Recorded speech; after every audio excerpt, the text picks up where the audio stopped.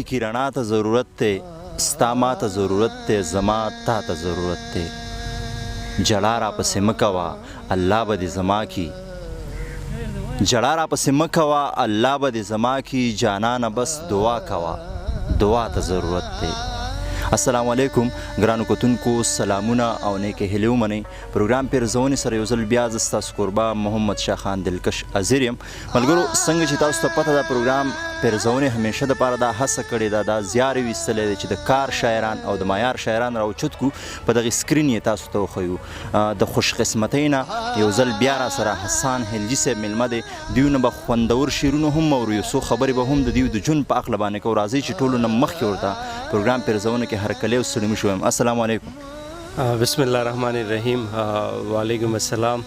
ډیر زیات خوشحاله شوم چې د پشکال په دې میاشت کې په دې سخته ګرمۍ کې دغه پېښور نه مردان ته راغلی دغه ستاسو دغه پښتو ژبې له په کار باندې هغه دلالت کوي دغه زیارم نور هم سیوا شاهتوان درته دا راته هم ووایي چې په شاعرۍ کې مو کوم رنګ زیات دی انقلابیت پکې زیات دی رومانوي شعرونه ډېر زیات لیکئ یا مطلب څه شي له متوجه زیاته ورکړې ده رنګونه خو د وخت سره بدلیږي بنده کله مې چې وروي ماشومتوب وي بیا زلمیتوب وي بیا چې کله د قامي ستونزو نه خبر شي په دې ځمکه روانو چارو نه خبر شي نو په شاعرۍ کې خامخا بیا انقلابي رنګ هم راځي د خپل چې کم څومره پښتنو هغه غندنې دي هغه هم رامخې ته کېږي نو دغه رنګ زما هم په شاعرۍ کې کوشش مې کړی دی چې هر رنګ راوړم او تر ډېره حده چې کوم دی په دغه کوشش کې ځان کامیاب کړم چې هر رنګ پکې شته دی صحیح الله دې وکړي چې ستاسو په شاعرۍ کې رنګونه نور هم زیات شي او الله دې ستاسو په ژوند کې برکت واچوي چې دغه شان د پښتو ژبې دپاره خدمات وکړي نن به د پیرزونې مینوالو سره څه شریکوئ زه به غزل ووایم د غزل نه مخکې یو دوه شعرې دي چې څنګه میله کې هسې مار چې ګډوي مداري څنګه میله کې هسې مار چې ګډوي مداري داسې د قام مشر مخکاري اوس بیخي مداري د یویشتمې صدۍ داسې عجیبه منظر دی دلکش صاحب د یویشتمې صدۍ داسې عجیبه منظر دی غل شو امام شو غل او مقتدي مداري او غزل دی چې زما په ذات کې د پرتا یو خاموشي بدبخته زما په ذات کې د پرته یو خاموشي بدبخته ځکه د سترګو را پریوزي مې غمي بدبخته او زما چې چاته ضرورت دی او ښه ډېر ضرورت زما چې چاته ضرورت دی او ښه ډېر ضرورت هغه خو لاس اخلي د لاسه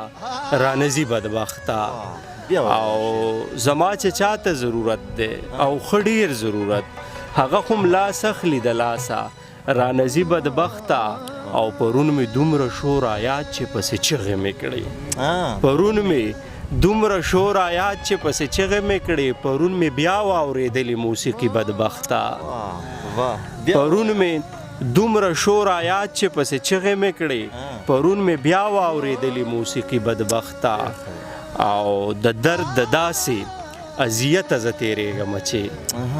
د درد د داسې اذیته زه تېرېږم چې رانه یریږي اوس قسم دی تنخایي بدبخته او خدای خبر چې په حسان باندې دې څه کړي دي خدای خبر چې په حسان باندې دې څه کړي دي ستا د کوڅې خاورې په لپو لپو خوري بدبخته زما په ذات کې د پرته یو خاموشي بدبخته ځکه د سترګو را پریوزي مې غمي بدبخته ډېر ښکلی دی حسان صاحب دې کې شک نشته دی چې تاسو همیشه دپاره په غزل باندې حد کوئ خو دې سره سره ستاسو ډېر زیات مینوال د نظم هم دي د نظم مینوالو دپاره به موږ سره کم نظم شریکوئ ډیره زیاته مننه زه به درته نظم ووایم او د نظم نه مخکې دغه دوه شعرې دي چې د تن سایه هم راپسې چرته په لار رانغله د تن سایه هم راپسې چرته په لار رانغله زما یوه حوصله هم زما په کار رانغله رو رو مې خوري لکه چې زه یم بې څوکه کابل رو رو مې خوري لکه چې زه یم بې څوکه کابل لږه حیا رانه وجود کې د پرهار رانغله او بیا په ناحقه به زه مړ یم په سپو مې وخورئ که د پښتون ناره په ما پسې په دار رانغله بیا په ناحقه به زه مړ یم په سپو مې وخورئ که د پښتون ناره په ما پسې په دار رانغله. او د دغه نظم غوښتنه تاسو کړې وه، د نظم عنوان دی لاپته. زه د خپل ځانه څه ورک شوی شان یم، دا خپل وجود چې لکه نه وي زما، لکه چې زه چرته ورک شوی یمه چرته د ځانه پاتې شوی یمه. په ځان بیخي مې د ځان سود نه کیږي، لکه چې زه یم لاوارثه انسان. په ځان پسې ورک وازونه کوم، هم په جومات کې اعلانونه کوم. ای ایماندارو ضروري اعلان دی، زه د خپل ځانه څه ورک شوی شان یم. ماله زما وجود واپس پکار دی، هغه وجود چې زما ساه وه پکې. دلکش صاحب تا یادوم پته د ځان ورکوم، تا یادوم پته د ځان ورکوم. په دغه خیله که تا وموندمه، که رښتیا وایم څنګه ووایمه، تا خو په خپله لار کې پریښی ومه. هغه منظر مې لا په سترګو کې دی، راته چې دوو ټکو کې ودې ویل حسانه دا مو اخري لیده دي، ممکنه نه ده چې بیا ما وویني. ته خو خپل ژوند کوه چې غم ونه کې. اوس ضرورت د مینې پاتې نه دی، اوس ضرورت له خلک مینې کوي. ته خو خپل ژوند کوه چې غم ونه کې. ما نوره هیره که ساده سړیا، ما ستا دپاره دا هم ومنله، ما ستا دپاره دا هم ومنله. ما په خپل ځان باندې ښه جبر وکړو، ما تعویز واچو، ما ساختو خوړو، ما هر یو پیر نه لاسنیوي واغستې، ما صدقې ما نذرانې ورکړلې، ما دا خپل سر د دیوال هم ووهو. زه ګرمو شګو کې هم ولوغړېدم، ما شوګیري وکړې، ما هر څه وکړو، خو ستا نامه ته مې هیره نه شوې.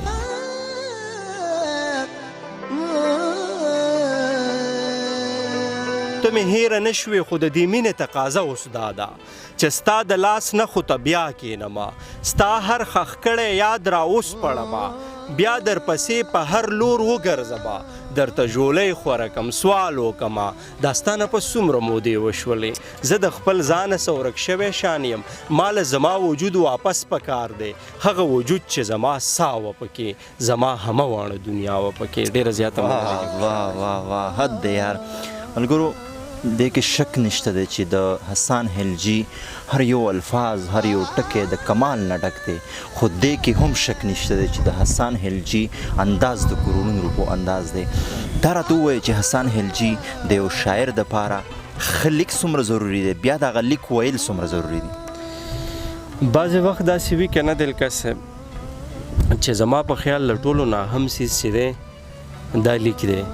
کله چې لیک ښه وي هغې له چې کوم دی بلا خلک خپل اوازونه ورکړي، خو کله لیک ښه نه وي او هغه انداز هر څومره ښه وي نو دغه د یو وخت پورې وي، د دغې ژوند دومره نه وي که نه. نو ښه لیک پکار دی، اوازونه وله بلا پیدا شي، لیک ښه پکار دی. صحیح. نور را سره څه شریکوئ؟ زه به درته چې کوم دی غزل ووایم، داسې وړوکي بخر والا غزل دی چې زړه مې غني غواړمه، دغه خاني غواړمه، یاران اصلي غواړمه، دشمن نسلي غواړمه، سولې ونو چغوله سولې ونی غواړمه، تا پسې مرمه دا دی تا نور بیخي غواړمه، تا پسې مرمه دا دی تا نور بیخي غواړمه، په سپینه ګیره جانان بیرته ځواني غواړمه، او جی غداره یمه او ازادي غواړمه، او جی غداره یمه او ازادي غواړمه، هم ځان په کاڼو ولم هم زندگی غواړمه. ډېر ښه شعر دی. هم ځان په کاڼو ولم هم زندگی غواړمه، چې پرې داستار نازیږي داسې سړي غواړمه، او کیدای شي بیا مین شم لږه خواري غواړمه، کیدای شي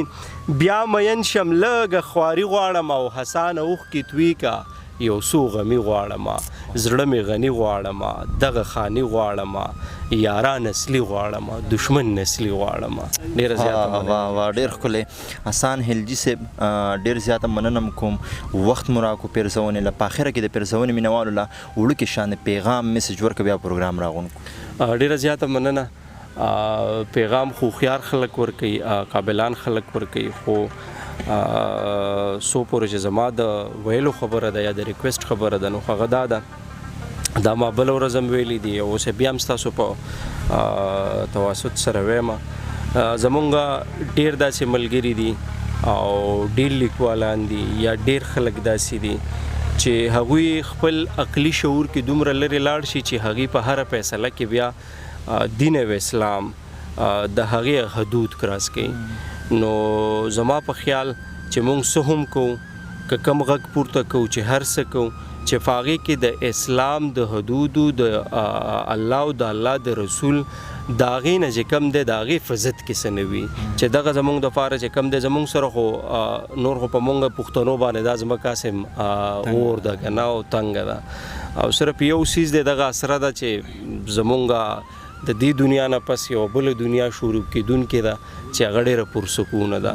نو زما په خیال چې په دې دوزخي ماحول کې مونږ داسې اعمال ونه کړو چې په هغې باندې زمونږ هغه دنیا خرابه شي. نو زما دغه ټولو ته پیغام دی، زه به دا ویم ریکویسټ دی. ډېره مننه او مینوالو دغه پیغام واورېدو، الله دې وکړي چې هغوی په عمل کې هم راولي. ستاسو هم ډېره زیاته مننه کوم چې بیرزونې له مو وخت ورکړو او د دې وخت راکولو د دې ناسمې او جهان مننه کوم. مهرباني جی، هر کله راشي. ډېره مننه جی ګرانو کتونکو. دا و پروګرام پیرزونه، او په نن پروګرام پیرزونه کې را سره زلمی شاعر حسن هلجي صاحب ناسو. تاسو ته خوندور غزل واورېدو، سره نظم مو ورته واورېدو، انشاءالله تاسو به خوندونه اخیستي وي. بیا به ملاقات کېږي د یو نوي ملګري سره. تر هغې دمه چې چېرته یې ښاد، اباد او بریالي اوسئ.